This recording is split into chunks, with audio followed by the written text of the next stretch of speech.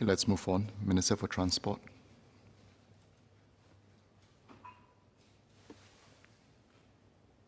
We'll move on to the Multimodal Transport Bill.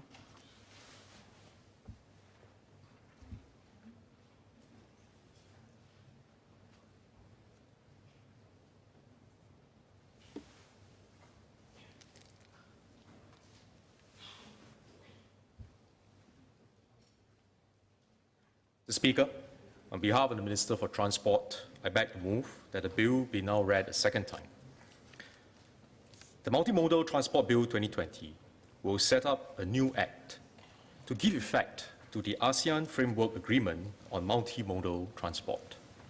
This provides for the standardization of provisions relating to the international multimodal transport of goods to and from any ASEAN member country under a multimodal transport contract.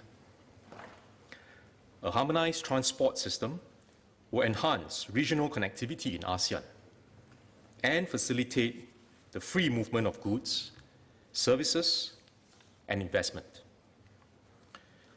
To support this goal, ASEAN member states have signed 3 framework agreements. The ASEAN Framework Agreement on the Facilitation of Goods in Transit was signed in 1998, followed by the ASEAN Framework Agreement on Multimodal Transport in 2005. The ASEAN Framework Agreement on the Facilitation of Interstate Transport was signed in 2009. ASEAN member states have been ratifying these agreements. In 2019, Singapore completed the ratification of the ASEAN Framework Agreement on the Facilitation of Goods in Transit and the ASEAN Framework Agreement on the Facilitation of Interstate Transport. We are now introducing the Multimodal Transport Bill to facilitate Singapore ratifying the ASEAN Framework Agreement on Multimodal Transport later this year. After all ASEAN member states have ratified the agreement, it will provide a single, unified framework for the multimodal transport of goods within ASEAN. This will include market access for Singapore logistics operators to operate in other ASEAN member states under a set of regionally aligned standards. Sir, the Multimodal Transport Bill applies to the carriage of goods via more than one transport mode, whether through air, land, or sea. These goods are carried by a multimodal transport operator registered with the competent national body established in the ASEAN member states under a single multimodal transport contract where the origin or destination of the goods delivery is in an ASEAN member state.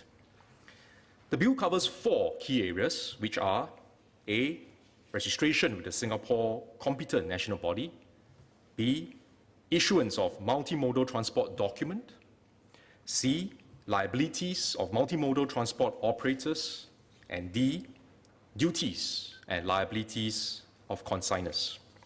I'll go through each of these areas.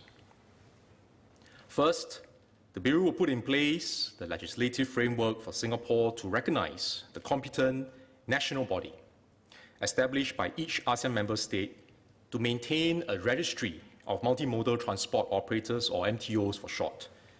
For Singapore, the Land Transport Authority will be the competent national body. MTOs have the option to join the registry. For these MTOs, LTA will issue them with registration certificates after assessing they have met requirements such as having insurance to cover any payment of claims and maintaining a minimum level of assets. Once issued, the registration certificate is valid for 1 year and can be renewed. The competent national body can also cancel the registration of MTOs if they have falsified material or contravene conditions of the certificate. The second area of the bill relates to the multimodal transport document. It will serve as a common documentational framework to to be issued by MTOs registered with a competent national body. MTOs will be able to issue this document to consignors, which are the parties engaging the MTOs for the conveyance of the goods.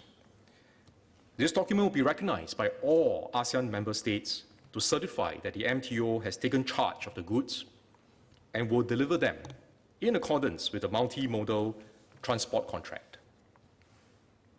Third, the bill establishes a legal framework on the liabilities of the MTOs.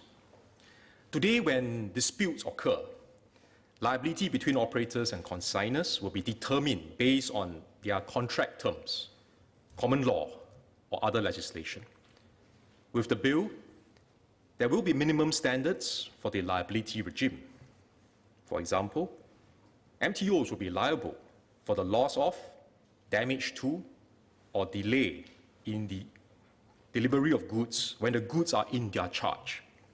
But they will not be liable if these are due to inherent defects caused by parties handing over the goods.